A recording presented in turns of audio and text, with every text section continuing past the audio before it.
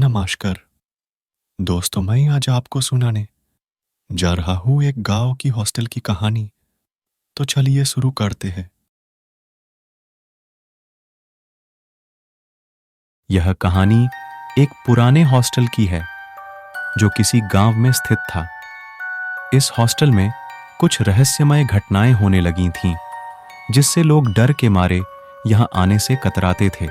एक दिन एक नौकर जो इस हॉस्टल में काम करने आया था, उसे अजीबोगरीब गानों और भीषण आवाजों की गूंज सुनाई दी।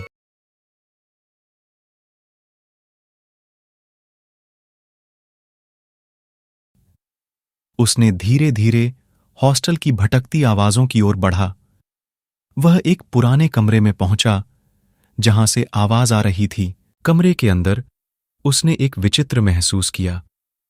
वहां एक पुरानी तस्वीर थी जिसमें एक सुंदर लड़की का चेहरा था, लेकिन उसकी आंखों में कुछ अजीब सा था, जैसे वह जीवित हो रही हो। नौकर ने उस तस्वीर को देखते ही धक्के से पीछे हट गया, लेकिन उसका पैर एक पुरानी छिपी हुई पत्थर की ताले से टकरा गया। वह अचानक डर से संवेदनशील हो गया। फिर उसने देखा कि उस पत्थर की ताले के पीछे एक और कमरा है जिसमें सुनसान आवाज आ रही थी। वह धीरे धीरे उस कमरे के पास गया और दरवाजे को धीरे धीरे खोला।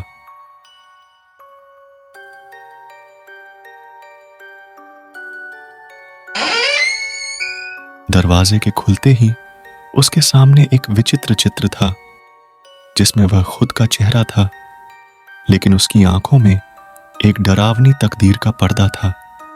उसने अपने चेहरे को देखते ही उसका दिल दहल गया।